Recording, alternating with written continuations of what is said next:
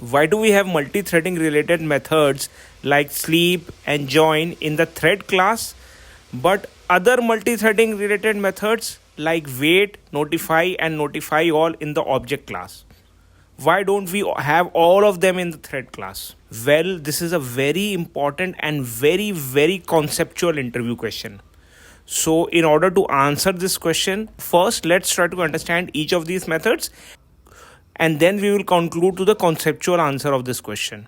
It is a very important and a very basic interview question. Generally, when I take interviews, I only focus on basic interview questions. If these basic interview questions are not answered correctly, this gives me a red flag about the candidate. Okay. So let's try to understand all of these methods. The first method is sleep method. It is present in the thread class. And if you call this method using, the static way of calling, because it is a static method thread.sleep, what it will do is it will sleep the currently executing thread. Okay. Similarly, join method is also called in the same way using a class name in the static way. And if you call the join method, it will join your currently executing thread at the end of the thread which you have passed in the join method's argument. So it will stack it at the end of that thread. When that thread will complete fully, then this executing thread will recontinue its execution. Now coming to the wait method. Now the wait method is present in the object class and it is called using the instance. And when you call it, first of all, this should be called under the synchronized block of that object. And what happens is when you call this method, it will move the currently executing thread from executing back to waiting state, so that if there are any other threads waiting for the intrinsic lock of this object, they can go ahead and acquire the lock and continue their processing. If you don't understand intrinsic watch, please watch our previous video. We explained it in very much detail. Okay.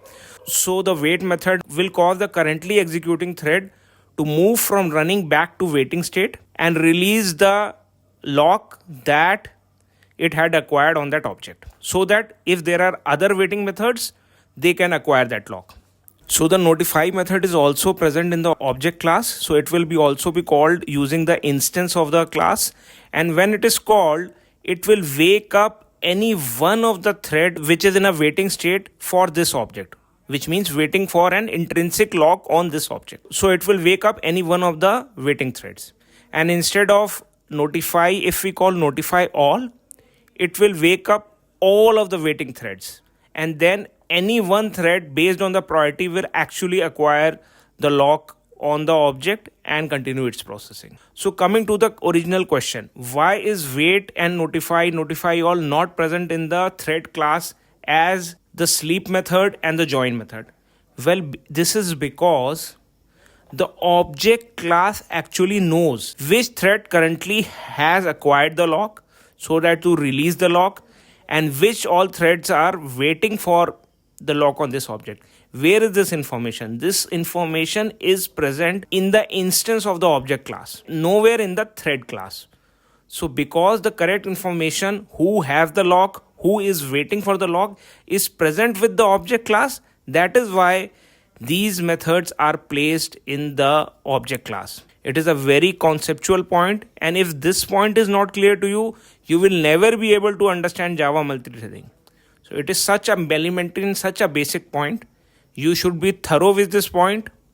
If you are not thorough with this point, you should read some online references about this. But this is a very basic and very elementary point. In fact, there are 3 basic states in Java: started, running, waiting, and terminated. We can divide them in more advanced states as well, but these are the very basic states of a thread in Java. You have to understand the states and how a thread moves between these states, and then you have to understand wait, notify all, sleep, join. This is the very basic behavior in Java multithreading that you should understand. And if you like this explanation, do give it a thumbs up and follow our channel for more content. Please post your encouraging comments. We really love to hear back from you, and please let us know what more do you want to see from us. Keep watching and keep showing your love.